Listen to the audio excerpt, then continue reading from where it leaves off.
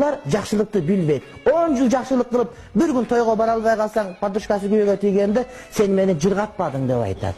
Өмүрүмдө жакшылык. Өмүр жакшылык көрсөткөн жок. Мага кандай адамдар келди эле, ошолорго чыкпасаң ачыккан бешенем ушинтип аткандар бар да.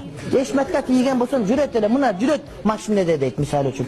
Сен ишиңе алып жүрбөйсүң мени. Деп ушинтип айткан аялдар болот дейт. Демек канча жакшылык кыласың, колуңан келишинче кыласың, четелеп тойлорго апарып эчтекеден калтырган жоксуң. Bir жол bir неке бол бара албай калсаң, сен мени жарытпадың, сен мени жыргатпадың. Эмнеге сага тийип калдым элем деген аялдар мына ушулар тозокко түшөт дейт, урматтуу бир тууганым. Демек, адамдын кылган жакшылыгын билиш керек. Ошого шүгүр айтыш керек. Жок эле дегенде сен ага шүгүр айтпай турга, сен деле өзүң бай болуп кыйын болушу мүмкүн. Бирок баары бир бүйөңүн духун көтөрүп, ошону менен кыздарыңа, балдарың артында тургандарга, үлгү ала тургандарга туура тарбия бере турган болсоң, демек урматтуу бир тууган мына ушул